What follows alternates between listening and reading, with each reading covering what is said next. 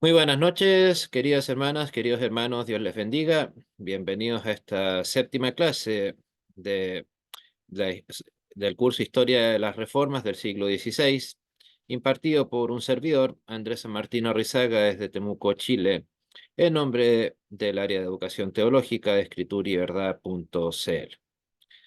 Gracias por estar presentes y comencemos ahora nuestra clase.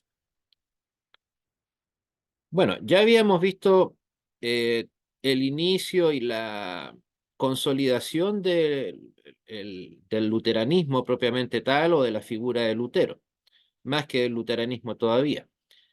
Pero bueno, como es esperable, y la verdad es que yo ni siquiera lo catalogaría de malo, simplemente es un hecho que ha sucedido en toda la historia de la humanidad, en cualquier movimiento, por muy noble que este movimiento haya sido.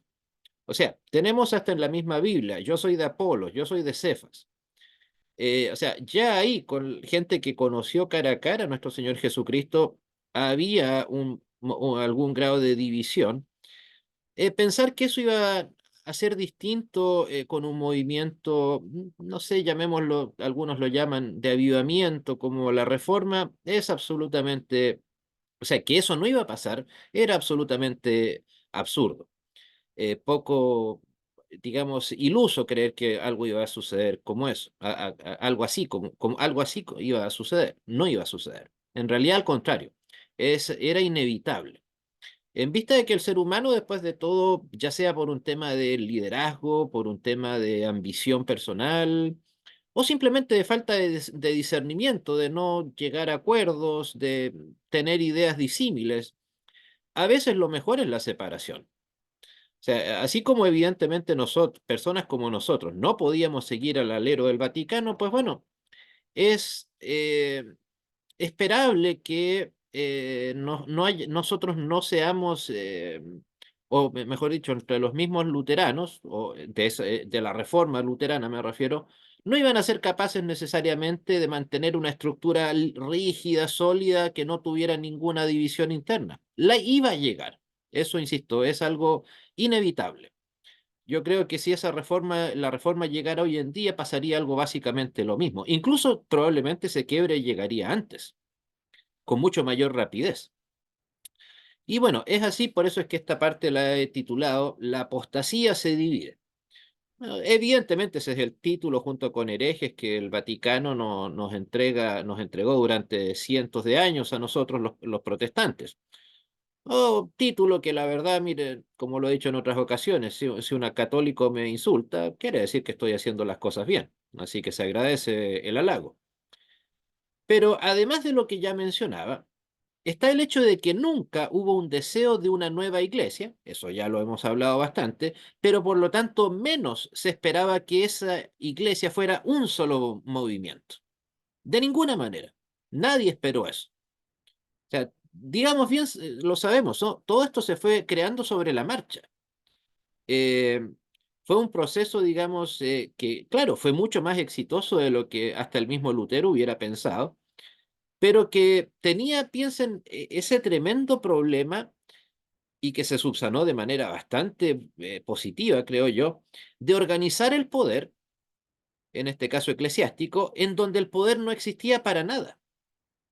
O sea, lo más que lo podríamos comparar esto sería con algún país que se independizó de otro, algo similar a eso. O sea, pasaron de ser parte de una estructura gigantesca como el Vaticano, ahora a tener que hacer una estructura desde la nada. Piensen en lo complicado que tiene que haber sido solamente ese aspecto, más allá de las doctrinas, las enseñanzas de los cristianos de aquella época, sino solamente el tema de la organización administrativa, todo lo difícil que debe haber sido llevar a cabo todo ese proceso. O sea, y en ese proceso, como les insisto, es obvio, incluso esperable, que no iba a haber un solo movimiento fruto de eso. Nosotros, cristianos, creemos que el ser humano tiende al mal. Y parte del mal en este caso puede ser la ambición o la envidia que quiere hacer que yo no me quiero sentir opacado por el que se ve como líder de mi movimiento, de mi iglesia. A Lutero, evidentemente, le pasó eso. eh, eh, Tal vez no tanto como a otros reformadores, pero le pasó. Y por lo tanto, insisto, era esperable que surgieran diversas líneas de pensamiento. O sea, a mi opinión, uno no es en sí mismo malo, simplemente es un hecho, sucedió. Ok, no podemos cambiar la historia. Y ahí es donde aparece el primero o al menos el primero conocido que tuvo algo de relevancia. Me refiero al suizo Ulrich Zwingli, un personaje bastante intrincado, complicado, nacido en 1484 y murió en batalla, un tema no menor en la ciudad de Capel, donde hacen el pisco, por cierto, para los amigos chilenos, en 1531. Este caballero, la verdad que ha sido muy poco analizado, de hecho aquí tampoco es que vayamos a llevar a cabo una exégesis de su vida muy grande, pero su principal diferencia con Lutero se dio principalmente por el tema de la Santa Cena. Recordemos, Lutero en eso y el luteranismo estamos solos. Nosotros creemos en la presencia presencia real del cuerpo y de la sangre de Cristo. Presencia real. Versus el zwinglianismo, que cree solamente en que es una conmemoración. Y de hecho, a razón de eso, hay mucha falsa información, dirían hoy en día fake news reformada, Calvin, de la época, sí, en efecto, se le suele llamar unión sacramental, a lo que creemos los luteranos. Pero se suele hacer creer que por el hecho de que perdón, de que Zwinglio no estaba de acuerdo con Lutero en el tema de la Eucaristía, entonces eso casi lo convierte en alguien que apoyaba, por ejemplo, el bautismo de infantes. Sí, de infantes, en efecto. O que estaba a favor del movimiento anabaptista.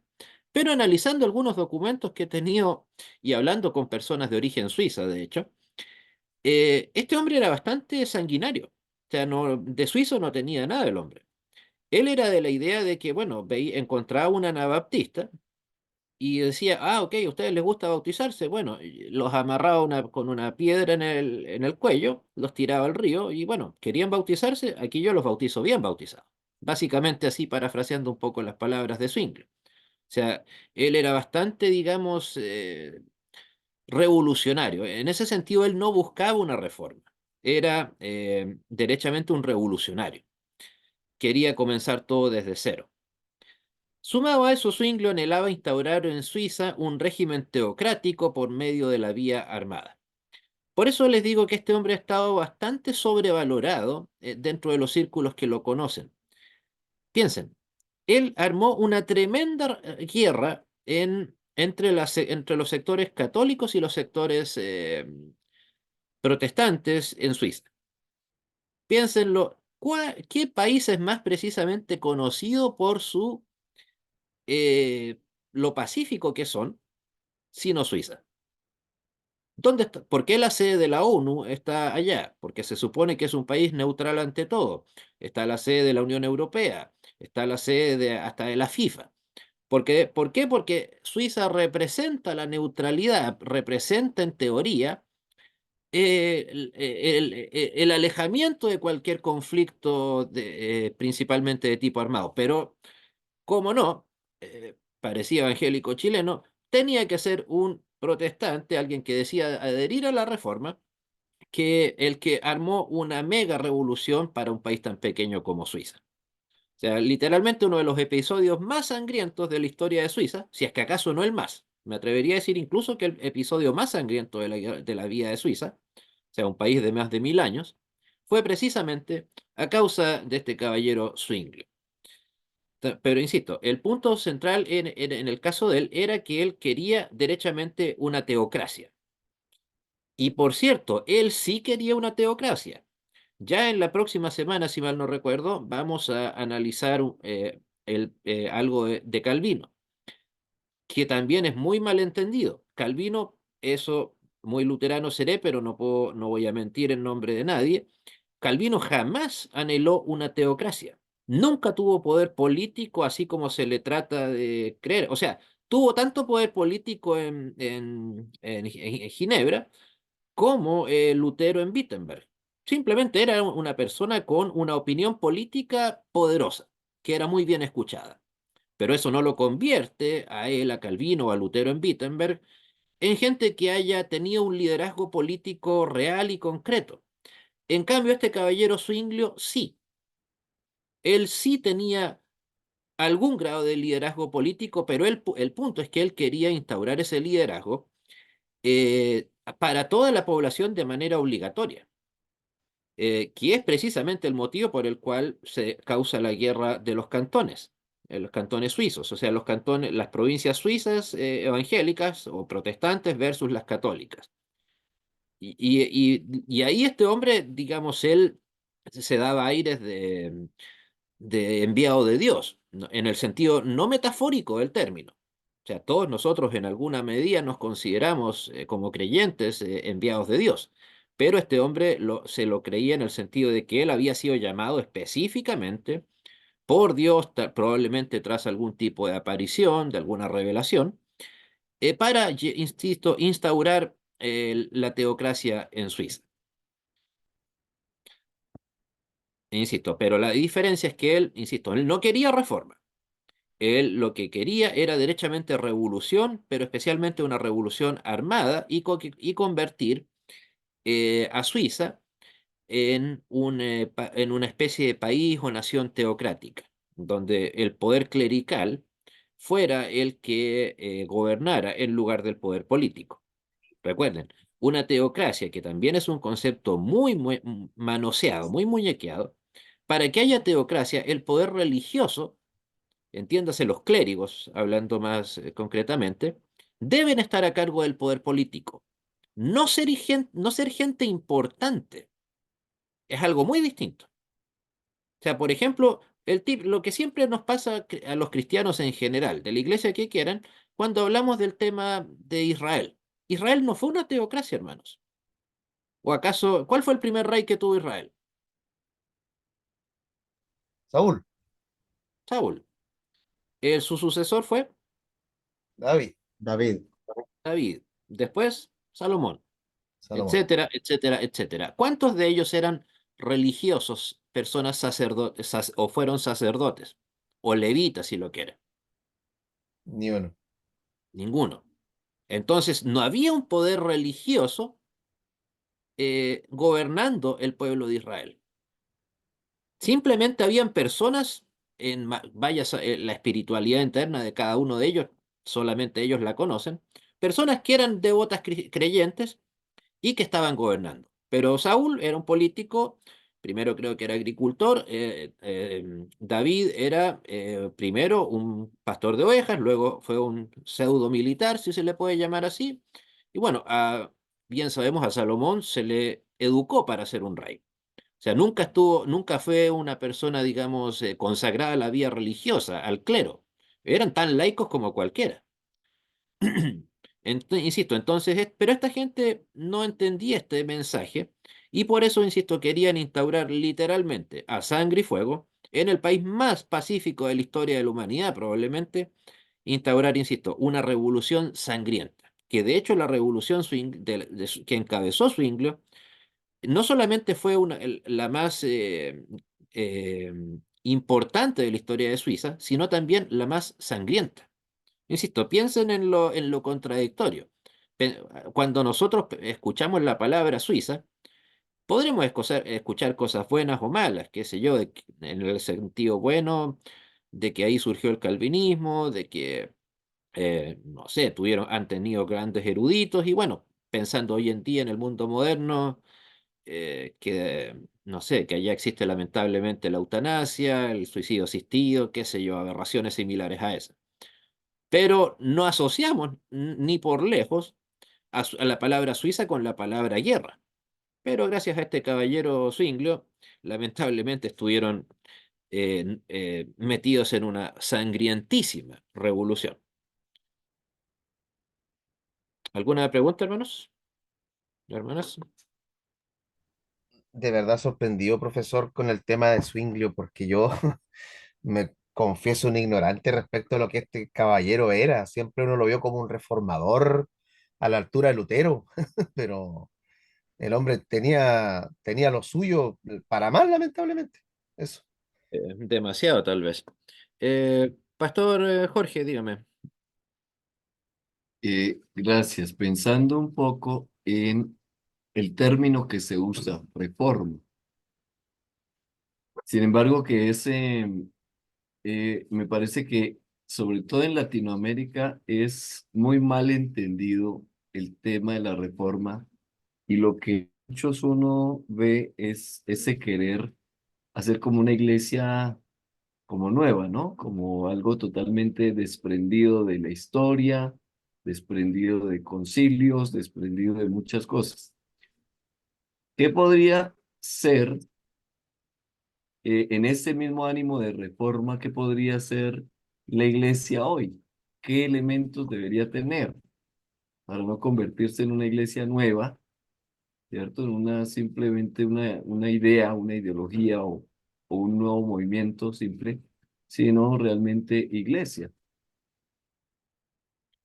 Es que, a ver, no vamos a inventar la rueda ahora en el siglo XXI. Lo que sea que usted y yo, o yo, o cualquiera de nosotros hagamos, o nuestras respectivas iglesias, no va a ser ninguna cosa innovadora.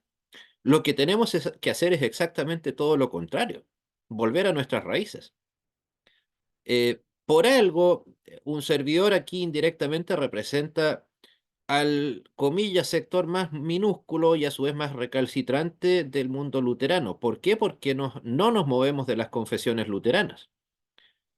De igual manera, nuestros amigos calvinistas que están acá presentes, también, tristemente, son una facción minúscula. ¿Cuántos son los que realmente se pueden llamar calvinistas que siguen en efecto las confesiones calvinistas? O ni mucho menos, ni hablar los documentos de Calvino. O sea, es más, ni hablar los anglicanos que tienen un documento mucho más acotado, por algo se llaman los 39 artículos, o sea, un documento muy, muy pequeño, y aún así no lo siguen.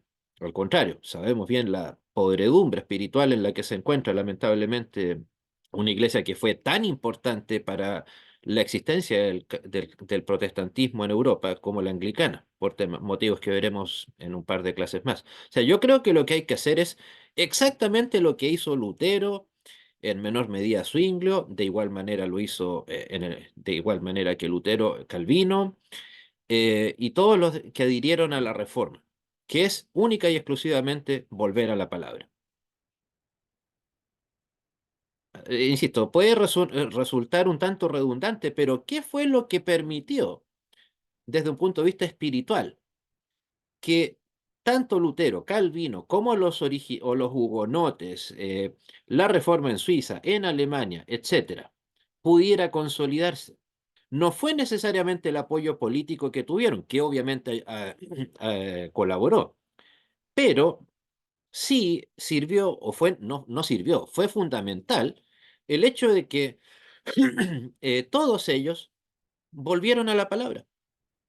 Insisto, obviamente no vamos a entrar a discutir quién tenía razón respecto de la Eucaristía, insisto, eso ya ok, pero al menos, ¿por qué un calvinista tiene sus diferencias con el luterano en aquella época? Porque había una Biblia abierta que el luterano la interpretaba de la manera A versus el calvinista que la interpretaba de la manera B, pero no porque hubiera un desprecio a la palabra, que es lamentablemente lo que más pasa en las iglesias evangélicas hoy en día.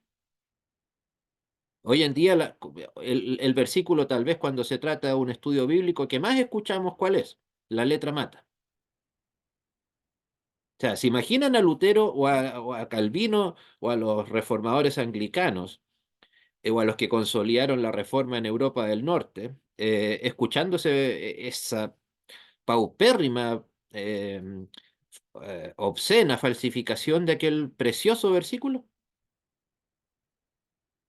O sea, yo diría, me imagino a Lutero diciendo, bueno, y para eso traduje la Biblia al alemán, para que anden diciendo estas barrabasadas. Insisto, creo que no es así como el hermano, disculpe, no recuerdo su nombre, fue el hermano Oscar, me parece, comentó, ni las herejías modernas son una invención nueva.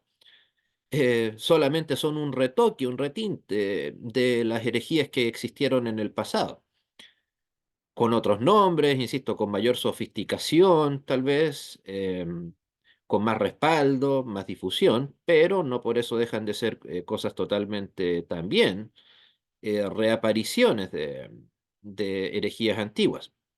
Entonces, en efecto, o sea, los luteranos o los cristianos protestantes en general lo que deberíamos hacer es algo tan, comillas, simple como volver a nuestras confesiones y por lo tanto, ¿por qué? Porque desde la perspectiva del luterano, el luterano al volver a sus confesiones está volviendo a la palabra, el calvinista opina lo mismo respecto de sus confesiones, insisto, debería ser lo mismo un anglicano y así un largo etcétera.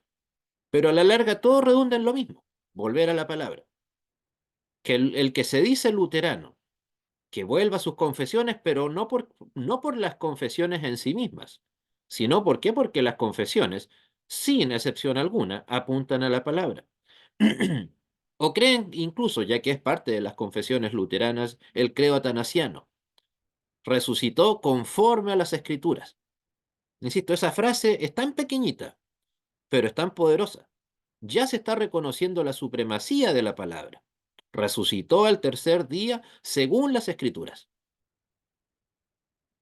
no según el magisterio, por mal que le duela a los amigos católicos. Entonces, insisto, más allá de volver a la palabra, insisto, ¿qué cosa nueva podríamos hacer? Creo que ninguna. Bueno, ahí tienen dos imágenes, una es la más tradicional y otra es de Swing, la que está en el lado eh, izquierdo es donde está Zwinglio siendo joven, cuando todavía está en el monasterio, y ya Zwinglio, bueno, no murió muy anciano porque murió, como les decía, en combate. Esa imagen es de Zwinglio, creo que un par de años antes de morir en combate, literalmente, ahí en Capel. Bueno. Y algunas otras características del señor Zwinglio es que era un férreo iconoclasta. En eso se notaba también sus gigantescas diferencias con Lutero. Lutero, al igual que Calvino, no era iconoclasta. O sea, para que quede claro, ¿qué es un iconoclasta? Alguien que no quiere ningún tipo de ícono, cualquier tipo, o si lo quiere llamar, de estatua. Hasta estaba en contra incluso de las velas en los púlpitos. O sea, por eso él hasta se sabe que prefería hacer los cultos a puerta abierta a la mitad del día, precisamente ¿para qué? Para que no fuera necesario tener velas encendidas cerca del púlpito, solamente las que estaban en el cielo raso, colgando. O sea, por una especie de, tal vez de anticatolicismo, probablemente, para no parecer lo típico, ¿no? Para no parecernos a lo que hacen o dicen o piensan los católicos. Entonces, pero él se caracterizaba por eso. Fue de todos los personajes adheridos a la Reforma, fue el primer gran iconoclasta. Con ese término se le va a considerar siempre. O sea, insisto, él era de la idea de que parroquia que encontraba con algún tipo de santo, vitral, etcétera, él la ordenaba destruir y punto. En ese sentido, podríamos decir, sin entrar en mayores apologías al Vaticano, que la guerra que los católicos suizos llevaron a cabo respecto de Zwinglio fue de más de tipo defensiva. ¿Por qué? Porque los que estaban atacando y quemando todo eran los seguidores de Zwinglio. Bueno, su gran diferencia, como lo decía, fue debatida con Lutero en el llamado Coloquio de Magdeburgo, convocado por Felipe I de Hesse, alemán, durante octubre de 1529. Eh, Algunos dicen que esto fue un intento de unir el pensamiento de Lutero con el de Calvino. Yo creo que fue exactamente todo lo contrario. Yo creo que fue una manera de demostrar que perdón, de Lutero y Zwinglio, que Lutero y Zwinglio no tenían posibilidad alguna de estar trabajando juntos. Por ahí anda dando vuelta un video y un libro, un tal Lucas Magnin, argentino creo que es, que escribe un libro que se llama Las 95 tesis para el joven cristiano de hoy, una cosa así, una basura. Pero bueno, eh, ahí él menciona que una de las tantas muestras de que Lutero era un déspota fue que después de ese coloquio en Magdeburgo, Lutero no quiso compartir la Santa Cena con Zwinglio, cosa que es verdad. No, eso no les quepa duda de que fue así. Pero piensen en lo siguiente. Más allá de que entiendo que, ok, usted, amigo calvinista, amigos de otras iglesias, tienen una visión distinta de la luterana, pero precisamente al tener una visión distinta de lo que de algo tan fundamental como lo es la Santa Cena, ¿cómo iba a participar Lutero? O sea, no lo haríamos hoy en general. ¿Cuánto más no lo iba a hacer Lutero respecto de Zwinglio, siendo que literalmente estos debates eran a puño, a golpe de puño? No eran así, hola estimado Lutero, querido Zwinglio, tú dices A, yo digo B, ok, tan amigos como antes. No, esto era con golpe incluido. Como dirían hoy en día, esto eran debates de hombres, no, o sea, con barra brava, con todo, o sea, no eran debates de caballeros, digamos. E insisto, literalmente no sirvieron para nada excepto para separar la posición luterana de la zwingliana, nada más. No, quedaron los escritos, que de hecho están en mi página web, yo mismo los digitalicé.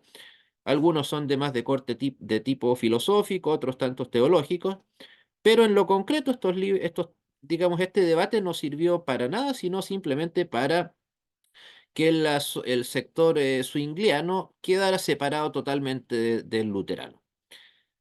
Y, insisto, para algunos consideran que fue una actitud recalcitrante la de Lutero en cuanto a que él se negó a terminar este coloquio, teniendo una reunión, digamos, más amigable y compartiendo la Santa Cena en un culto. Pero analícelo de esta manera. Estaban en el minuto uno, dándose de golpes por el significado de la Santa Cena. No, tú eres aquí, tú eres un allá, y viceversa. Supongamos que perdón, que Zwinglio haya tenido la razón. Ok, ya, bien, asunto de él, bien por él. Pero entonces, ¿cómo, si no llegaron a acuerdo alguno, qué sentido tenía que al final de esa ácida discusión dijeran, ok, pues hagamos como que aquí no ha pasado nada, tú, Zwinglio, tomas la Eucaristía a tu manera, yo, Lutero, la tomo a la mía, junto con nuestros respectivos seguidores? Insisto, piensen en lo absurdo que habría sido. Recuerden, hasta el día de hoy, una de las maneras que existen para referirse a la Eucaristía es la palabra comunión. ¿Qué comunión podía haber ahí? Y eso perfectamente lo podemos trasladar respetuosamente ahora al siglo XXI. Como les he dejado claro, los luteranos estamos solos en el concepto de Eucaristía dentro del mundo protestante. Ok, insisto, entiendo, respeto y lo seguiré haciendo. Respecto de nuestros amigos, hermanos calvinistas, nuestros amigos pentecostales, etcétera. Ok, supongamos que ellos tengan la razón y no yo. Pero ¿cómo vamos a participar de un acto tan solemne si unos piensan A y otros piensan Z respecto de ese punto? O sea, el típico comentario lastimero que se nos hace de parte del mundo secular. Nos dice, pero es que ¿cómo va a ser posible que usted, hermano luterano, tan cerrado de mente, no quiera participar junto a los anabaptistas o ante los pentecostales, a los A, los B, los C? Pero ese mismo comentario no se lo dirían no sé, se atreverían, mejor dicho, a decirle, ¿sabes usted que es seguidor de Adam Smith? Vaya y participe con derecho a voz y voto en una asamblea del Partido Socialista. O al revés, a un marxista le diría, vaya y con derecho a voz y voto participe en la asamblea del Partido de los seguidores de Adam Smith. ¿Alguien en su sano juicio esperaría eso? O sea, lamentablemente, ahí el protestantismo aceptó una mochila ético-moral muy pesada que no le correspondía haber tenido que aceptar. Y por cierto, creo que algo ya lo mencioné en alguna ocasión en clases anteriores, pero siendo yo nieto de un pastor, no luterano, lamentablemente, eh, él, cuando supo de que yo abandoné la iglesia a la cual él pertenecía y decidí serme cristiano, eh, con seguridad, sin ningún temor, me habría entregado a la Eucaristía. Y la verdad que me parecería absolutamente consecuente que lo hiciera. O sea, ok, soy su nieto, me adoraba, lo adoro, etcétera, su memoria, pero bueno, estamos en otra comunión en este aspecto. Tal vez, qué sé yo, como como en temas sociales, políticos, muy amigos, muy lo que quieran, pero en este punto no. Por lo tanto, ¿cómo podrían estar de acuerdo en este tema? Bueno, como dice también nuestro hermano Mar, simplemente no eran del mismo espíritu como se lo dijo Lutero. En efecto, sí. Y como ven, o sea, las diferencias no se quedaban hasta ahí. Insisto, Lutero no solamente no era un iconoclasta, y pero por cierto, el punto que no quería olvidar, eso. Insisto, hasta la generación de mi abuelo, que fue ordenado pastor en 1946, eh, con seguridad en su generación y a la de todos sus colegas de otras iglesias protestantes evangélicas, ni se les habría pasado por la mente entregarle la Santa Cena a alguien que no fuera de su propia confesión. Esa relativización, yo creo que cuando mucho comenzó en los años 70, perdón, 80. O sea, yo en la iglesia en la que crecí no me imagino al pastor de turno diciendo que pase adelante el miembro de cualquier otra iglesia cristocéntrica. Seguramente habría dicho un miembro, otro miembro de una iglesia a la cual pertenecí. Insisto, creo que por lo tanto aceptar como una niñería, una maldad de parte de Lutero no haber participado en la Santa Cena me parece al contrario, de toda justicia haberlo hecho. No, insisto, ¿cómo participar lo puedo resumir en esas palabras, cómo participar en la comunión cristiana o la máxima expresión de la comunión cristiana como es la Santa Cena si no había comunión espiritual entre ellos? Es cierto, suena políticamente incorrecto, más aún ahora que vivimos en la generación de cristal, pero no lo veo tan descabellado a la luz de lo que ambos creían. Y bueno, más allá de eso, nunca Zwinglio fue cercano a Lutero, ni cercano a sus doctrinas tampoco, o sea, ni como persona, ni como unidad doctrinal. Es más, yo me atrevería a decir incluso que Zwinglio estaba un tanto celoso de Lutero. ¿Por qué? Porque Zwinglio no tenía un gran apoyo, no había tenido la oportunidad de enfrentarse a un emperador, recibir el apoyo de los príncipes, etcétera, etcétera. Pero yo creo que a la larga, en efecto, sí, Lutero fue consecuente en ese sentido. Uh, eh, disculpen. Pero yo creo que lo que más resume el pensamiento de Zwinglio, a diferencia del de Lutero, es que era anticatólico. Por eso, lo iconoclasta es que saquemos las estatuas, todo. ¿Por qué? Porque eso es católico y lo que es católico es malo. Insisto, ese era el pensamiento de Zwinglio, básicamente. Bueno, finalmente el señor Zwinglio murió en la batalla de Capel para el aniversario de mi cumpleaños, el 11 de octubre de 1531. Murió literalmente en combate, porque él, además de dirigir tropas, era el capellán de las tropas suizas en aquella guerra. Y bueno, el que a hierro mata, dicen por ahí, a hierro muere. Hoy en día no existe una iglesia que oficialmente afirme ser heredera de su doctrina, o que diga ser nosotros somos la iglesia zwingliana. No, la iglesia que está en Suiza o lo poco que queda de ella es la iglesia heredera del calvinismo, la Iglesia Reformada Suiza. No son históricamente hablando herederos, no tienen una sucesión formal con Zwinglio, sino con la reforma ginebrina y todas las buenas consecuencias que dicha reforma trajo para Ginebra. Y por lo mismo es más reconocido como héroe nacional que como un líder religioso, hasta el día de hoy. En fin, bueno, Ahí hay una imagen que representa, más o menos moderna, esto es un dibujo tal vez incluso computacional, que muestra a Lutero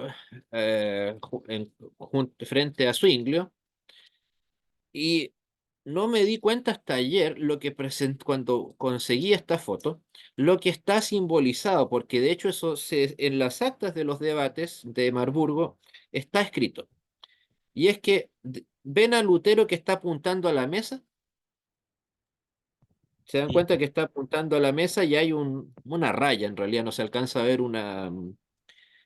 lo que eso habría estado originalmente cubierto con un paño durante el debate. Y Lutero, cuando ya el debate se vio que no había ninguna posibilidad de que tuviera un buen puerto, Lutero levantó ese paño y decía, este es mi cuerpo. Y algunos dicen que decía, este es mi cuerpo y esta es mi sangre. Pero como les digo, eso era un debate no al estilo de los que conocemos nosotros, especialmente los chilenos que tenemos esos debates tan aburridos en las candidaturas presidenciales, que pareciera que fueran amigos de toda la vida, eh, eh, los candidatos que se presentan a estos debates. No, aquí estos eran debates, digamos, muy extensos, agotadores, con barra brava, literalmente.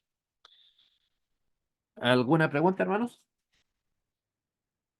Profe, sí, disculpe la pregunta.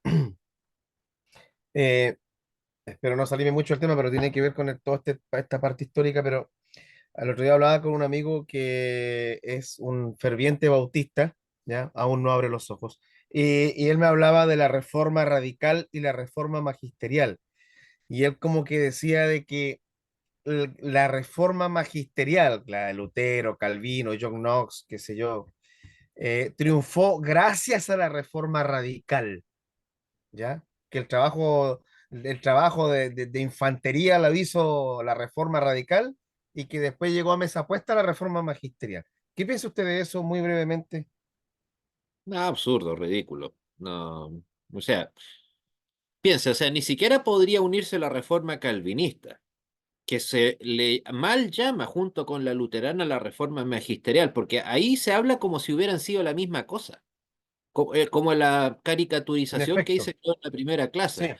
Como sí. que más o menos entre Lutero se esperó un tiempito y le mandó un WhatsApp a Ginebra o a Francia, en Nyon todavía, a Calvino y le dijo, ya, ¿qué hacemos en contra del Vaticano? No, pues le diría, no, simple y sencillamente fueron movimientos que surgieron por sí solos en lugares distintos, con lenguajes distintos, personas distintas, incluso Lutero versus Calvino, generaciones distintas. Por lo tanto, ya me parece un paupérrimo error hablar de la reforma magisterial, que de hecho es un concepto que surgió de historiadores no cristianos y que lamentablemente fue adoptado principalmente por gente de corte anabaptista. Qué casualidad, ¿no? Entonces, y ahí tratan de englobar, no, es que todos los que tuvieron algún grado que ver con la reforma histórica, Lutero, Calvino, los anglicanos, etcétera, son la misma cosa. Y los pobrecitos anabaptistas que los aniquilaron en la guerra de los campesinos, pues bueno, nadie los mandó a armar una revolución sanguinaria, por cierto. A Thomas Munster y sus secuaces, esos son perfectamente lo que podríamos llamar hoy en día terroristas, al estilo de la ETA o el IRA en Irlanda. Eran, insisto, esa gente, los anabaptistas, de la pobrecita reforma radical, que es cierto, fue aniquilada, pero bueno, si se te ocurre armar una guerra en contra de un imperio entero, ¿qué esperas? O sea, es como lo que le pasó a los judíos cuando se rebelaron en contra del imperio romano. ¿Qué esperaban? Sí. Que el imperio romano les dijera, ok, peleemos a mano limpia. con buenas reglas del juego? No, pues lamentablemente el mundo nunca ha funcionado así, y esta no iba a ser la excepción. Una Entonces, masacre. eso de la reforma magisterial. Y por lo demás, la iglesia, ya que este personaje que dices tú es bautista, bueno, ¿de qué año es su confesión de fe? 1689. Los movimientos bautistas, por lo demás, partieron en Londres, no partieron en la Europa continental. Entonces, tratar de unir los anabaptistas de manera histórica de la Europa continental, que devastaron todo lo que pudieron en el 1530 aproximadamente, con la Inglaterra isabelina, o el rey Jorge, perdón, James, perdón, del rey James, creo que es por decirlo menos deschavetado. No, no hay ninguna manera, digamos, plausible ni minúsculamente de darle unión a eso, insisto, es una cosa de ver las fechas nada más, o sea, insisto, eso de concepto de reforma magisterial versus reforma eh, radical, insisto, especialmente el concepto de reforma magisterial es un concepto medianamente moderno que surgió, insisto, dentro del mundo secular y que fue abrazado por, curiosamente, seguidores de corte anabaptista. Pero, pero en el siglo XVIII en adelante, esos conceptos nunca se utilizaron. Y por cierto, si le guste o no a estos caballeros, el representante por excelencia de la reforma radical no fue ningún bautista, fue Thomas Münster, un revolucionario que, insisto, quemó a cuanta persona pudo, decapitó a cuanta persona pudo, eh, y simple y sencillamente finalmente fue derrotado por las tropas de los reyes. Sí. Y de hecho, para muestra un botón, él era recordado como un héroe nacional en la Alemania comunista de Erich Honecker. Como dicen por ahí, dime con quién andas y te diré quién eres, ¿no? De hecho, hasta se puede ver, yo que tengo la manía de coleccionar estampillas, tengo casi todas las estampillas de la época de la Alemania comunista, y prácticamente por cada sello postal que se emitió en honor a Lutero, habían dos que emitieron en honor a Thomas Münster, al menos mientras gobernó Honecker, el criminal de Honecker, que no vamos a decir que era alguien muy digno de ser recordado. Que, que después Pero acogimos amorosamente en Chile. sí, hace poco salió un libro sobre él, por cierto, sobre esos años, esos 2 años que alcanzó a vivir acá en Chile, Erich Honecker. Tamaño ridículo que hicimos. Bueno, Sí. continuamos. Pero aquí uno no tan polémico, me refiero a Erasmo de Rotterdam y el llamado, mal llamado, humanismo cristiano. Eh, bueno, el señor Erasmo de Rotterdam, el humanista Erasmo, de nacionalidad y de nacimiento holandés. Nació en 1466 bajo el nombre de Desiderio Erasmo y murió en Basilea en 1536. O sea, tuvo una vida bastante longeva, más aún para lo que era aquella época. Él era, digamos, algunos lo compararían con Hans Küng dentro de los teólogos del siglo XX católicos, porque fue muy duro en sus críticas contra el Vaticano, contra el poder papal, con la autoridad papal principalmente. Y a causa de eso pareció acercarse, hacerse sus guiños con la reforma. Sin embargo, jamás abandonó la Iglesia Católica Romana. Es más, me atrevería a decir que ni siquiera fue parte de sus intenciones hacerlo. No, no hubo un punto de inflexión que se conozca en él. Simplemente, es más, yo creo que ni vocación sacerdotal tenía. Él era un gran pensador y bueno, el único lugar donde se podía, comillas, pensar, era siendo sacerdote. Eh, entonces, él siguió, insisto, siendo hasta el fin de sus días, vivió una vida bastante tranquila, eh, siendo un católico romano. No, insisto, él nunca dejó de serlo. Por ahí algunos, como saben que él escribió bueno, ahí lo mencionaré después, el Tectus Receptus, lo ven casi como un primo. No, él era un católico más. en el mejor de los casos podríamos llamarlo tal vez un cobarde, ¿por qué no? O sea, no, como que sabía la cloaca en la que estaba metido, pero no le interesaba o no se atrevía a salir de ella. Yo creo que algo así podríamos decir de Erasmo, sin quitarle su mérito académico, que por cierto lo tenía. Eso no es falso, para nada. Como nos dice Omar, en efecto, claro, como era un gran literato, un hombre muy sabio, muy inteligente, con mucho conocimiento.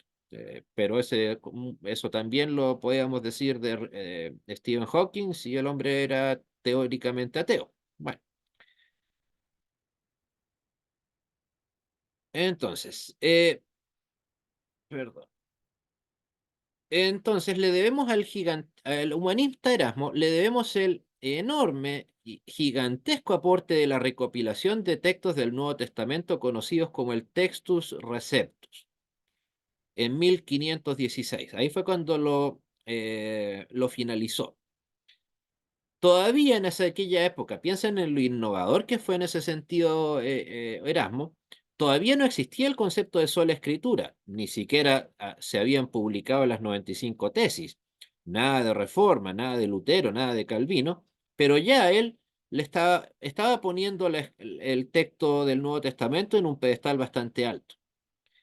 Y sin quererlo, el señor Erasmo inició una contienda que sigue hasta el día de hoy, que es la de cuáles son los textos no originales, porque los originales no existen, sino los textos en lengua original griega que deben dar o no lugar al Nuevo Testamento. Para los que no lo saben, bueno, el Textus Receptus de Erasmo, que fue después retocado, revisado por Scribner, luego por Stephanus, o al revés, primero por Stephanus y luego por Scribner, son los que conocemos como el Textus Receptus. Hasta que finalmente los intrincados personajes Nestle y el personaje Alan, herejes de tomo y lomo, recopilaron por primera vez el texto conocido como el Nestle Alan, o también algunos le llaman el texto crítico. Texto recibido también le llaman al Textus Receptus, claro, o texto mayoritario se le llama en algunos círculos también, al Textus Receptus. O bizantino.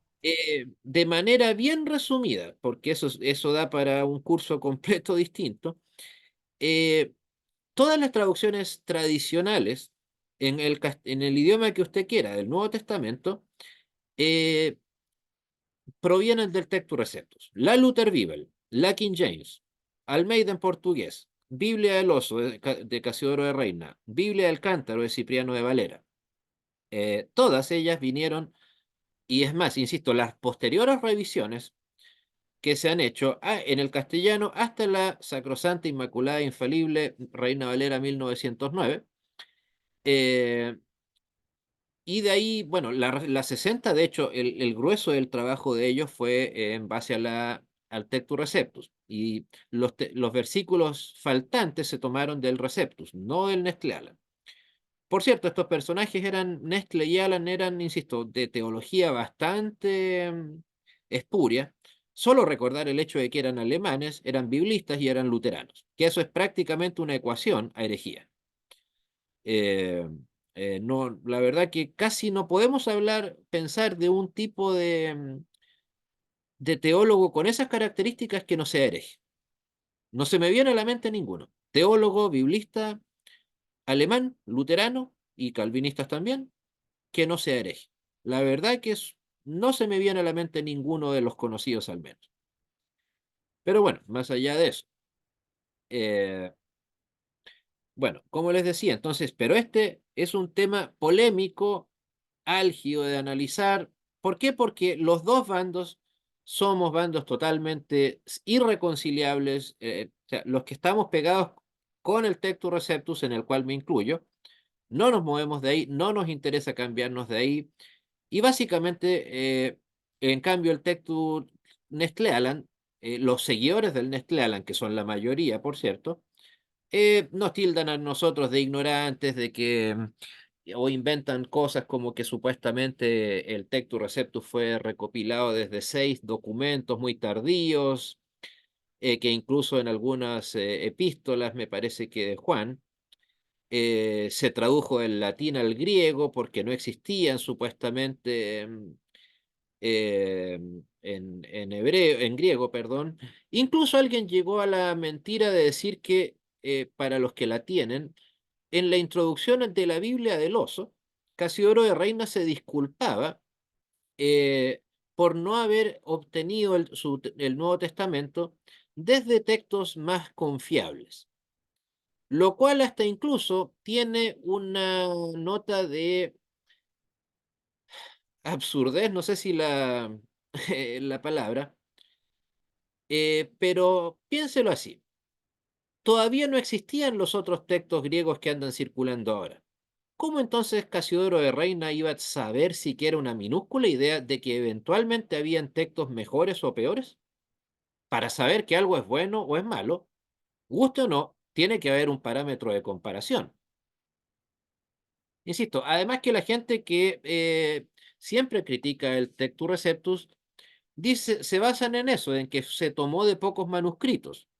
Ok, suponiendo que es verdad, que no lo es, eh, eso nos dice solamente que tiene menos manuscritos, pero el hecho de tomar en el Nestle Aland que tiene, lo han revisado, ya van en la revisión del texto griego general en la número 8 y el aparato crítico, o sea, las variantes, que a mi opinión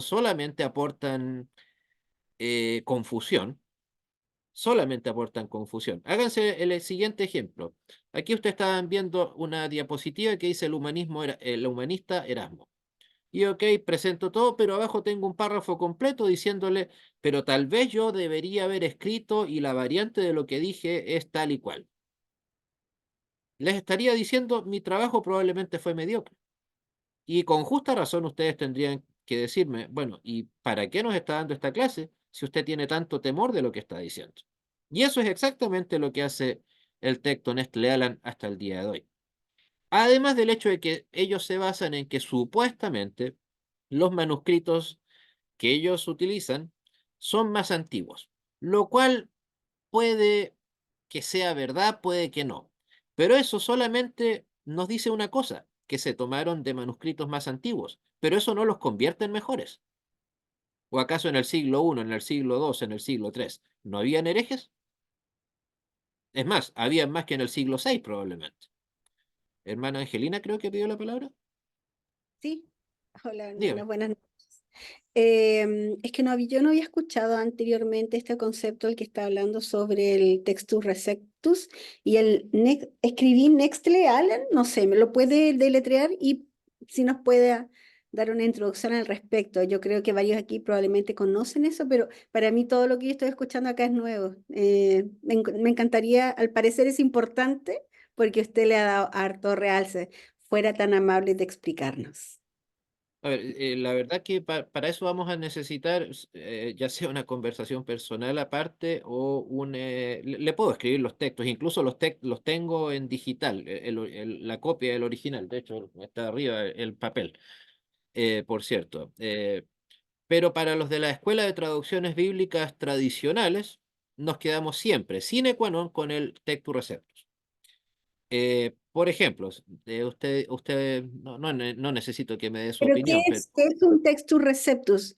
O la entiendo que simplemente alguien hizo una ese nombre recopilación. se le dio ese nombre. No, no es que Erasmo haya recopilado su texto y le haya puesto por nombre Tectus Receptus. Simplemente se le comenzó a dar ese nombre después de que salió publicado. Simplemente Erasmo recopiló ese texto que, como les digo, con todos los defectos que tenía el señor Erasmo, hizo un trabajo fabuloso, teniendo en cuenta que era del siglo XVI, este caballero.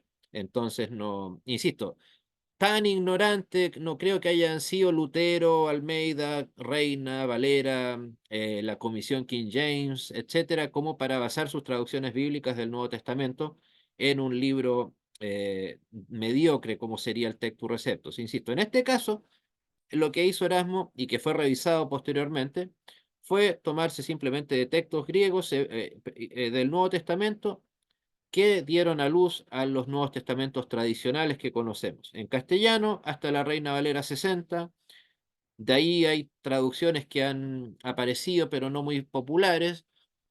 eh, pero hoy en día las traducciones modernas, desde la Reina Valera 95 en adelante, NBI incluida, Dios habla hoy incluida, traducción en lenguaje actual incluida, son hijas, por así llamarlos, del texto Nestle Aland o también llamado texto crítico. Pero insisto, ese es un debate que, insisto, podemos incluso eventualmente entregar una charla al respecto, pero es un debate absolutamente inerte. O sea, usted me traiga a 10 teólogos como Edesio Sánchez, bueno, Jaramillo murió hace 2 años, creo, que me digan lo que quieran. Pero no, a mí no me van a cambiar de esa línea y yo no los voy a hacer cambiar de ellos tampoco. Tengo mejores cosas en las que perder mi tiempo. Pero insisto, el tema da para mucho, mucho como para dedicarle apenas 5 minutos o tal vez menos. Pero insisto, básicamente es Textus Receptus es el nombre que se le dio a la recopilación de textos griegos del Nuevo Testamento con los que Erasmo creó el Nuevo Testamento en griego. Y del cual, insisto, íntegramente Lutero tradujo su Nuevo Testamento, el que tradujo en Wartburg, lo tradujo del texto de Erasmo, íntegramente. Así que, pese a las diferencias que él tenía con Erasmo, si él valoró el trabajo con Erasmo, porque nosotros entonces podríamos, como decimos, usted que es chilena conoce el concepto, ningunear el trabajo de Erasmo. Insisto, yo no estoy aquí criticando a Erasmo desde un punto de vista filosófico, de su conocimiento, de su calidad académica, porque era en efecto un gran académico, un alto académico. Y si Lutero le hizo caso, bueno, algo habrá sabido el hombre. O en el caso de nuestros amigos calvinistas, la Biblia de Ginebra, tan famosa, la que se tradujo por los colonos, no colonos, perdón, exiliados ingleses en la época de María la Sanguinaria, que se fueron a Ginebra y tradujeron allá la Biblia completa. eh, entonces, y después se la llevaron incluso los peregrinos del Mayflower, que llegaron a lo que fueron las colonias británicas posteriormente, se fueron con esa Biblia. También se tomaron del Textus Receptus. Entonces, insisto, a opinión de algunos es un tema de autoridad, otros, no sé, de seriedad, etcétera. Pero insisto, eso da para un debate muy, muy largo. Yo creo que los hermanos aquí que conocen del tema saben que no lo voy a lograr acabar acá. Insisto, tengo incluso una charla respecto a eso, pero eso lo podemos conversar después sin problema alguno. Bueno, en 1524 escribe Erasmo el libro o el texto El Servo Arbitrio, a lo cual Lutero en 1525 le responde con una carta, pero del tamaño de un libro, como eran las cosas en esa época, ¿no? Llamado El Servo Arbitrio. El tema, como su nombre lo dice, era el libre albedrío y la predestinación. Por eso yo en alguna ocasión les mencionaba que esa versión licuada del pensamiento de Lutero y del luteranismo es posterior a Lutero. ¿Por qué? Porque hoy en día casi toda la gente que no tiene conocimiento académico específico piensa que el luterano y el Lutero mismo eran prácticamente libre albedristas, cosa que no. Aunque no lo crean, Calvino nunca escribió un libro tan extenso como el servo arbitrio en favor, Lutero en contra del libre albedrío y en favor de la predestinación. Tenían sus matices respecto de la predestinación, por cierto, no me malentiendan ni se me espanten mis hermanos luteranos, no creían lo mismo. Tenían sus matices, pero a veces Lutero en algunos textos casi se podría dar a entender de que Lutero creía en la doble predestinación calvinista. No de la manera tan contundente como en las confesiones calvinistas, no, eso es verdad. Pero Lutero era un férreo anti-libre albedrista y también él creía en la predestinación a secas. No hablaba de predestinación simple, predestinación doble, que ese es un concepto que partió después, ya con Lutero incluso ya bastante avanzado en edad. Pero, insisto, esa fue la gran pelea entre Erasmo y Lutero. Es más, en la carta hasta incluso se suele hablar de que el texto más académico de Lutero fue precisamente este, el Servo Arbitrio. que ¿cómo será que hasta editoriales católicas, que seguramente me robaron el texto de mi página web y por eso tal vez en retribución habérmelo sacado sin mi autorización, me enviaron una copia de regalo, hicieron una reedición de este texto? O sea, además de las ediciones de Editorial Concordia, o sea, una editorial luterana, la editorial, unas que también sacaron en Argentina hace unos 40 años, o sea, también una editorial nueva, española, sacó una nueva edición. Pero insisto, el texto más académico de Lutero perfectamente se puede catalogar como el servo arbitrio. Insisto, el tema central ahí de Lutero era defender la predestinación, y criticar o negar derechamente el libre albedrío. Insisto, esa versión de que Lutero creía en el libre albedrío, yo creo que a veces tiene mucho que ver con algunos luteranos nominales que simplemente con tal de no parecer calvinistas, y, como leyeron la palabra predestinación en los textos de Calvino y el calvinismo, no, nosotros tenemos que estar en otro lado. No, no. Pero insisto, las obras de Lutero son elocuentes. Lutero, insisto, yo creo que si contáramos hasta la última página, si se pudiera hacer eso, de quién escribió más sobre la predestinación, perfectamente Lutero ganaría a Calvino. Sin exagerar. Perfectamente Lutero escribió más en favor de la predestinación que Calvino. Sé que es algo que a muchos los desayuna, insisto. ¿Por qué? Porque se asocia, probablemente porque el calvinismo enfatizó mucho más esa doctrina de la predestinación. Pero, insisto, también se suele creer que Lutero era un libre albedrista. Y eso, insisto, si me lo invitaran a debatir, ni siquiera lo tomaría en cuenta porque es un debate muerto que no lleva a nada, o sea, porque simple y sencillamente no era libre albedrista. Melanchthon, el que se adueñó del luteranismo, él sí lo era, por cierto, pero el luteranismo confesional, que representa indirectamente un servidor, no era, eh,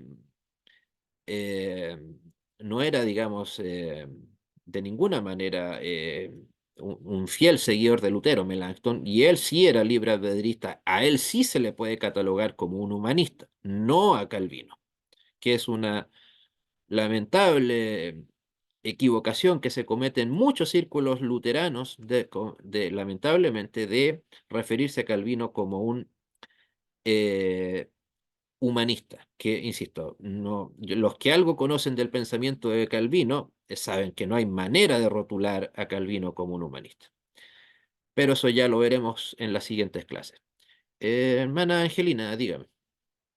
Hermano Andrés, una pregunta importante a propósito de lo que está comentando. Es importante que nosotros como hijos de Dios tengamos un criterio al respecto, si decir yo voy a creer o en lo del libre arbitrio o yo voy a hacer de predestinación. Eso es importante tener un criterio porque yo no lo tengo. eh, o porque no se me había ocurrido pensar en esto hasta ahora que lo escucho. ¿Es importante que yo la tenga? Esa es la pregunta, como para investigar o no.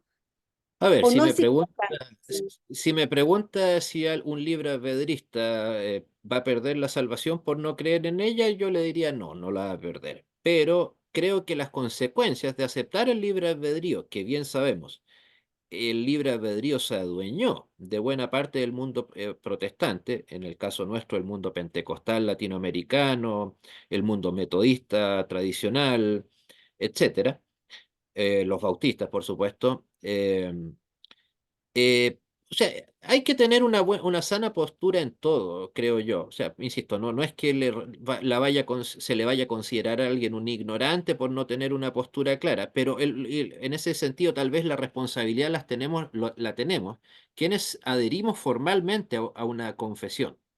En este caso, los luteranos o los calvinistas. O sea, los que nos llamamos confesionales o adherir a una confesión, sí tenemos la obligación casi ético-moral de saber cuáles son los puntos basales de nuestras confesiones. Y para nosotros, saber que Lutero no era libre albedrista, que creía en la predestinación, creo que es algo derechamente necesario. O sea, Entiendo. nunca conocer la doctrina va a estar mal, obviamente, pero creo que en ese sentido los que decimos estar formalmente en un bando, entre comillas, tenemos el derecho a ser, o no el derecho, el deber de ser consecuentes con saber afirmar por qué somos parte de ese bando y no del otro. Hermano Pablo, creo que pidió la palabra. Sí, profesor, permítame un pequeño acápite. Para mí, en lo personal, que fui hace muchos años atrás un libre albedrista, puedo decir que es una postura que lastima, que daña a la iglesia. Y nos pone en un concepto, dejamos a un Dios dependiente de lo que decidan sus criaturas, lo cual me parece una falta de respeto en lo O personal. sea, el mejor ejemplo del libre albedrismo en la iglesia protestante, evangélica, Billy Graham y todos los telepredicadores. Y su mala, no voy a utilizar otra palabra, doctrina del decisionismo. Yo decido. Sí. O la Y Dios, famosa cancioncita. y Dios depende de mi decisión. Él no puede hacer Claro, nada si yo no le abro la puerta, igual que el apóstol Pablo camino a Damasco. claro, no sé si incluso han visto el meme ese que dice versión arminiana o versión decisionista y aparece Jesús diciéndole a Lázaro, Lázaro, ¿estarías de acuerdo estarías de acuerdo con levantarte y andar? Y dice Lázaro, y Lázaro responde, "Sí, lo voy a pensar, sí, ok, decido", y parte donde Jesús. Es un meme, ay, no sé, voy a buscar si lo tengo por ahí. Sí, así mismo. Hermano Pastor Jorge, creo que él pidió la palabra, si me equivoco. Sí, sí, gracias. No, pensando un poco en lo que dice nuestra hermana Angelina, obviamente eh, en la práctica es realmente llevarnos a Cristo o simplemente retraernos hacia nosotros mismos, ¿no? O sea, es depender de Cristo o es depender de si yo, como bien lo estaban diciendo, de si yo quiero, de que si yo puedo, si yo decido, si yo profetizo, si yo declaro, si yo todas las cosas. Pero efectivamente, el libre albedrío con respecto de Dios, pues no existe, ¿no? Con respecto de la salvación. Dice San Pablo que estando nosotros muertos en delitos y pecados fue que Él nos dio la gracia. Entonces ahí el tema se complica. ¿Seríamos de Cristo o no seríamos de Cristo? Y eso depende en qué postura nosotros también, digamos. Sea, claro, o sea, el pensamiento bien resumido en un mega resumen del libro, de este libro, El Servo Arbitrio, es el siguiente. Usted es esclavo del pecado o de Cristo, pero esclavo al fin y al cabo, sea creyente o no. O sea, ahí sí, comillas, parafraseando un poco, elija usted. Elija usted su amo, Cristo o, o el pecado. Pero no tenemos libertad alguna. Y la poca libertad que tenemos es una simple apariencia, en el sentido de, porque por cierto, algo veremos de eso creo que la siguiente clase, de todos los mitos que hay en torno al calvinismo, de que es un tipo de determinismo. Pero insisto, el fruto por excelencia del libre albedrismo es ese, el que les mencionaba recién, los telepredicadores al estilo Billy Graham, Jimmy Swaggart, ¿cuál otro sería? Bueno, ni hablar de estos de acá de Latinoamérica, Motesi, Dante Gebel, Gigi Ávila, etcétera. Yo decido. ¿Decides seguir a Cristo? Alguien me preguntaba una vez, ¿y si eso es utilizado como una metáfora? Ok, lo entiendo. No digo que necesariamente un bautista cuando levanta la mano está diciendo yo soy más importante que Dios. No lo creo. Bueno, son bautistas. Mejor me callo. Pero creo que hay mejores metáforas para utilizar. O sea, o a veces derechamente para realidades tan trascendentes como esta, el estar cerca o lejos de Cristo, creo que utilizar metáforas o frases poéticas, como me dijo alguien una vez, puede ser un gran error. Y creo que decir yo decido por Cristo, es una pésima. Insisto, ¿cuál es la única conclusión que se puede obtener de alguien que me diga yo decidí por Cristo? Es que esa persona se considera más potente, más poderosa que Cristo mismo. ¿En dónde queda el versículo? Dios pone en nosotros el querer como el hacer. Insisto, tal vez está la idea dentro del luteranismo, tanto confesional como el luteranismo hereje de la Federación Luterana Mundial, de que somos más luteranos en la medida de que menos calvinistas somos. O sea, evidentemente un servidor, por razones obvias, estudia el calvinismo, no a la cabalidad que algunos de mis hermanos aquí lo estudian, pero creo no ser ignorante en el tema. Pero muchos de esos mitos que me he dado cuenta de que existen son, insisto, creo yo, exageraciones que no se acercan a la realidad, al menos de los textos. Por cierto, yo mismo, en el seminario hereje donde estudié yo, eh, teología, allá habían presbiterianos libre-albedristas. O sea, eso quiere decir que puede haber de todo. Pero, insisto, lo que vale son los papeles, lo que vale son las confesiones. No, o los textos de Calvino, en el caso nuestro, mío, lo que vale son los documentos de Lutero y el libro de Concordia. Ya las interpretaciones que hagan los demás ya pasa a ser responsabilidad de cada uno. Bueno, para no extendernos demasiado en este punto, habiendo ya explicado medianamente este punto, nunca llegaron a acuerdo. Y era imposible que llegaran. No, eso de ninguna manera. O sea, ya el solo hecho de que Erasmo no quiso salirse del Vaticano, hace obvio que no iba a una posibilidad de unión. Y después de todo, algo que agobió a Lutero desde que inició su vida, comillas, espiritual en el sacerdocio, era la maldad intrínseca que él veía en el ser humano. Pero entonces, ¿cómo iba a llegar a un acuerdo con alguien que decía todo lo contrario? Es cierto, esa famosa frase del humanismo, el ser humano es bueno por naturaleza y es la sociedad la que lo corrompe, que me parece una frase sin ser filósofo. Prefiero mejor leer a Isaiah Berlin que hará en ese sentido. Ni siquiera es una frase que existía en el siglo XVI. Esa frase, pensemos, es de uno de los tantos ideólogos de la Revolución Francesa, Jacques Rousseau, y que por cierto no tiene nada de bíblica. Si pudiéramos nosotros tener un axioma de ese tipo, ¿cuál sería?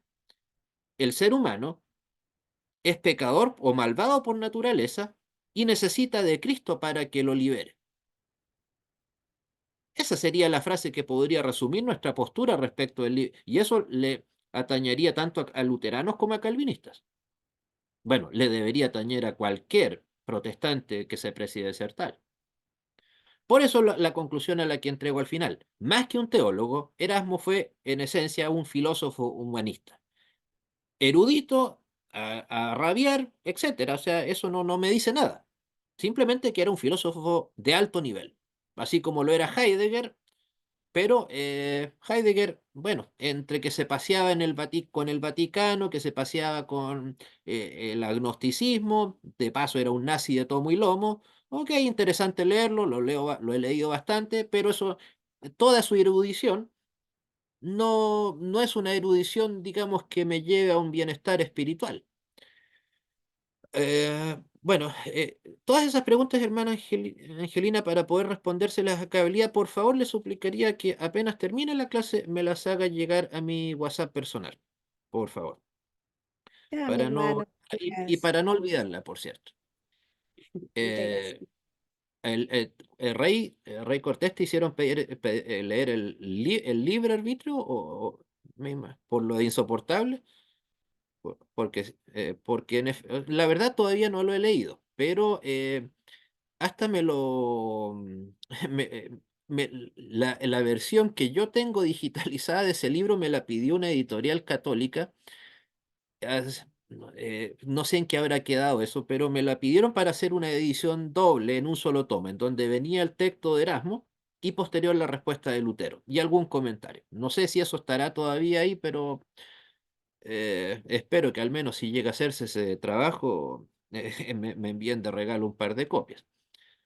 Pero bueno, recuerden, o sea, el resumen del pensamiento de Erasmo es que si bien era un disidente, por eso está incluido en esta clase, era un disidente, no les quepa duda. O sea, a él no le, él probablemente tenía la misma opinión que Lutero respecto del Papa, de las indulgencias, etcétera. pero, insisto, no, o sea, como, como decimos acá en Chile, le faltaron palitos para el puente. No, no se atrevió a dar ese paso que Lutero y los reformadores sí se atrevieron a dar. Bueno, y finalmente, insisto, como lo decía, más que un teólogo, fue un erudito filósofo, pero insisto, humanista.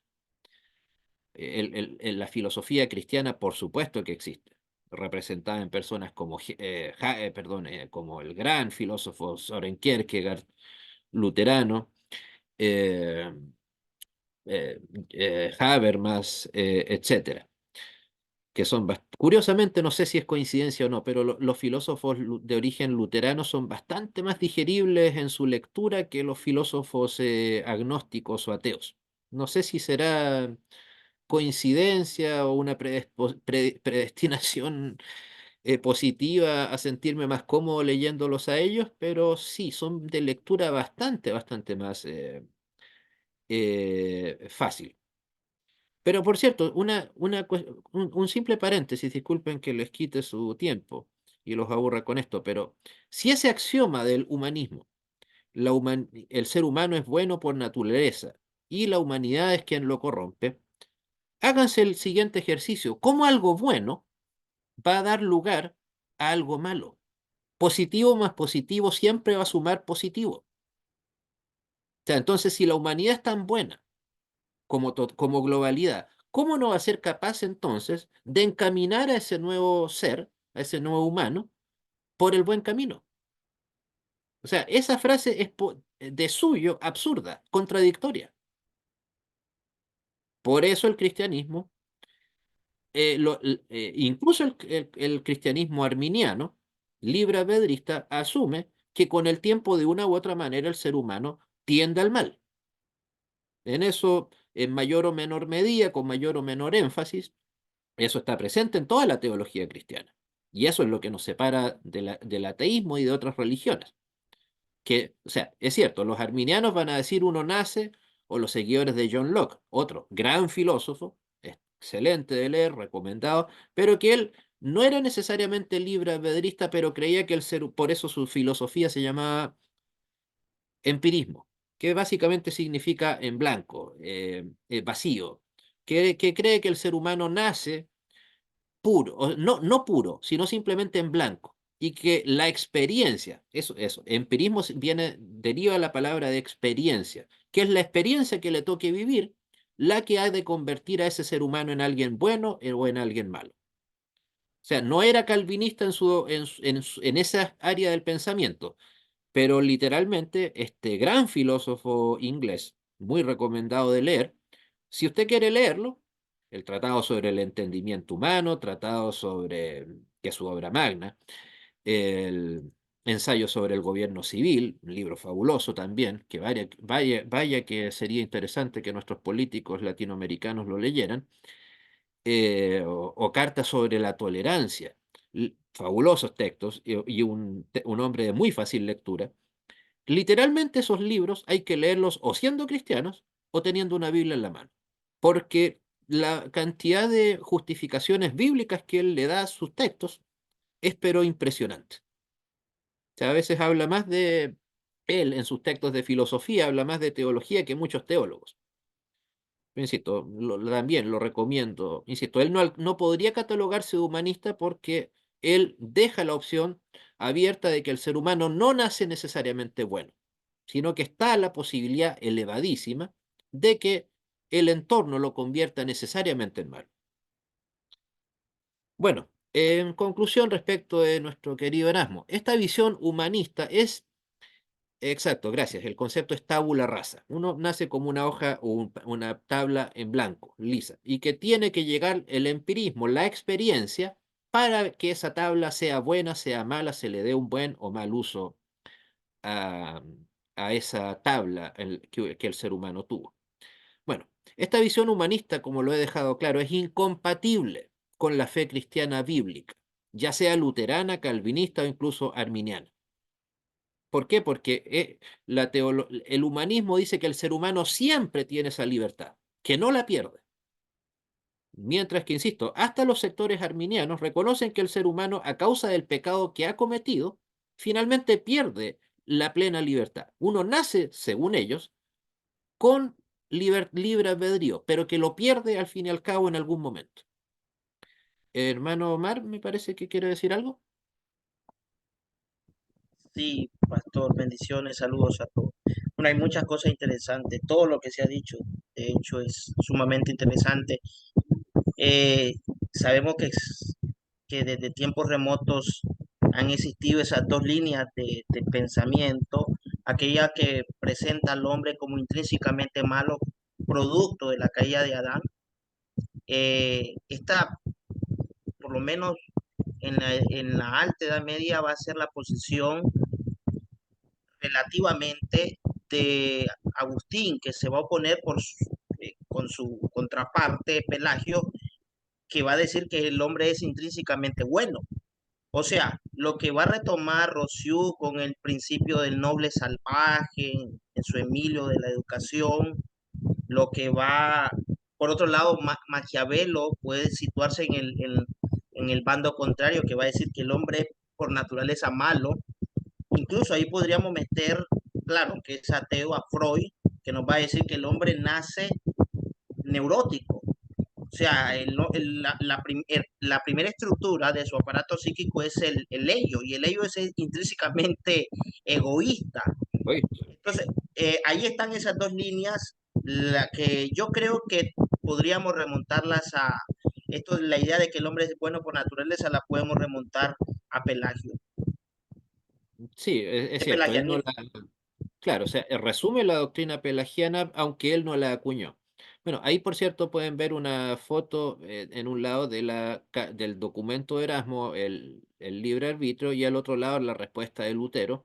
Ambos textos fueron originalmente escritos en latín, precisamente como una muestra de erudición de parte de ambos. Recuerden, el idioma de la erudición en este caso era el latín, no el alemán ni mucho menos el holandés, un idioma tan poco hablado.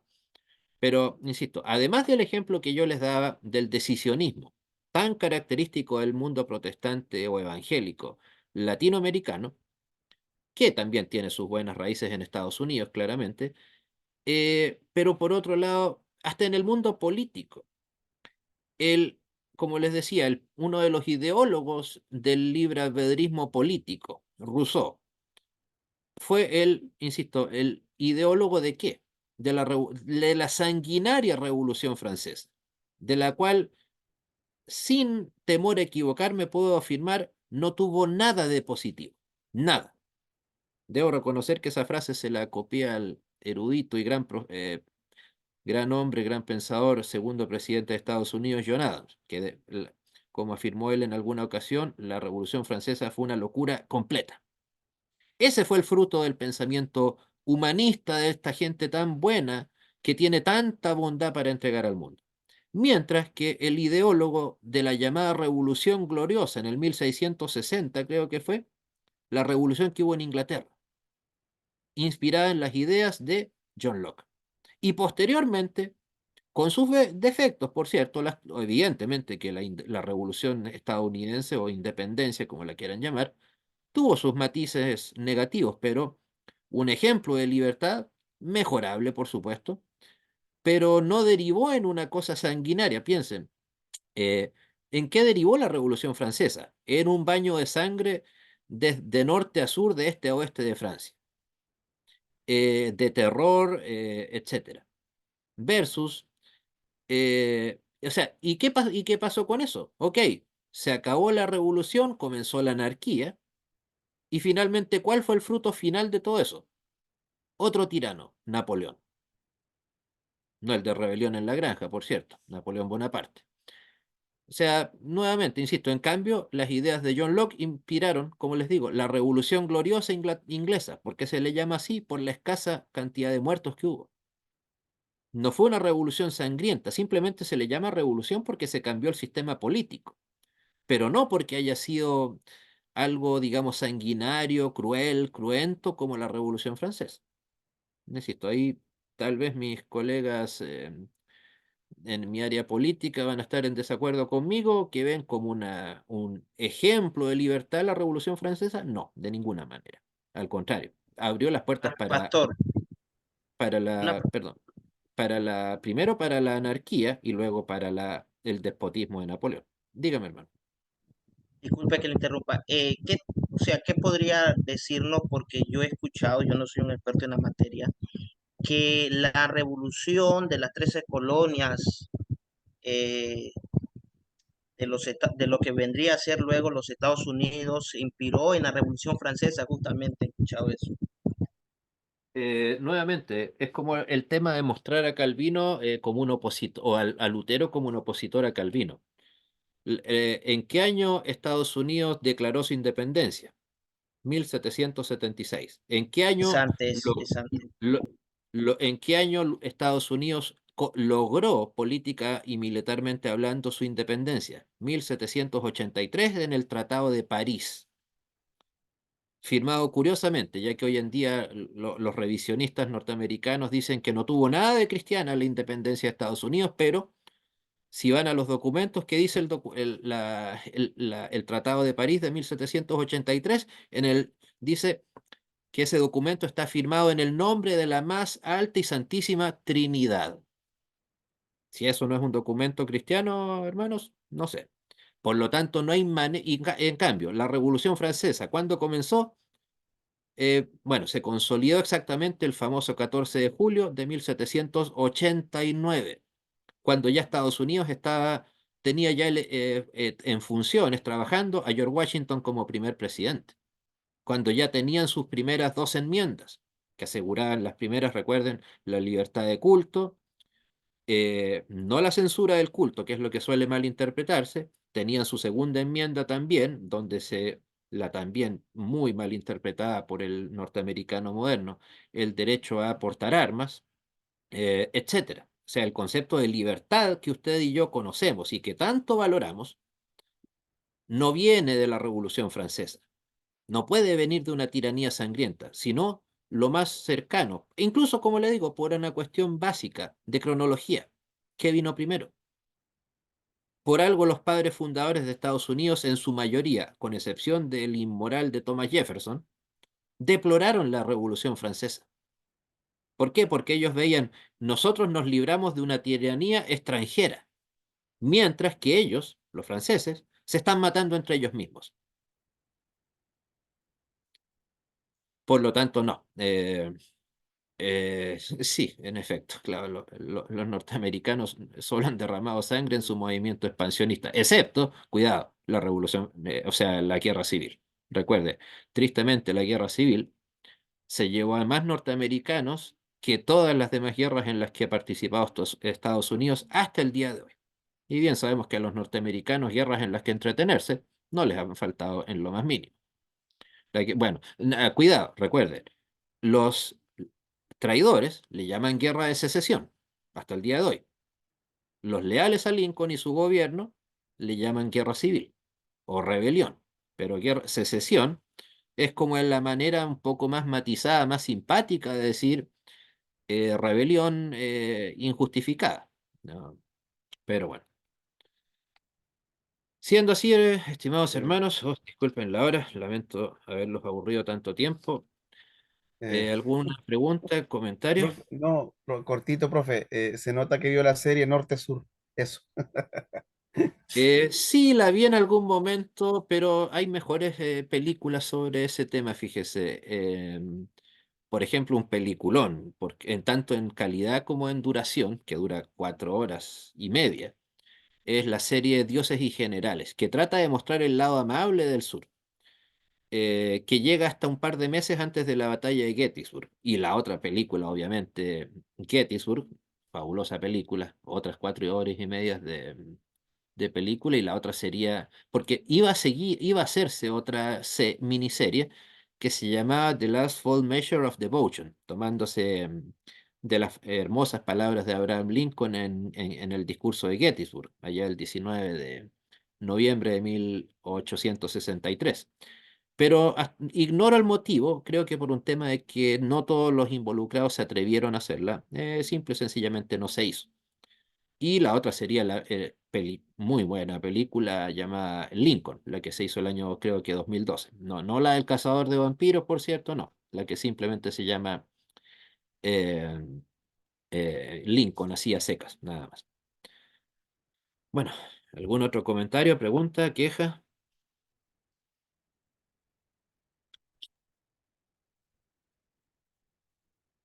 No, magnífica clase, profesor. Papá Bueno, grande lo bendiga. en fin, Muchas eh, gracias. ignoro si soy digno de tales virtudes, pero bueno. En fin, hermanos, hermanas, gracias por su tiempo. Nos vemos el próximo viernes, si Dios quiere, la Virgen lo permite y mis alumnos también. Ya les explico el porqué de eso. Bueno, hermanos, Dios les bendiga y nos vemos la próxima semana. Hasta pronto. Amén. Muchas gracias. Chao, chao. Bueno, Ah, Bendiciones, hermanos. Bendiciones. que Muchas anden con la gracias, Virgen profesor. entonces. Dios lo bendiga, profe. Ya, ya.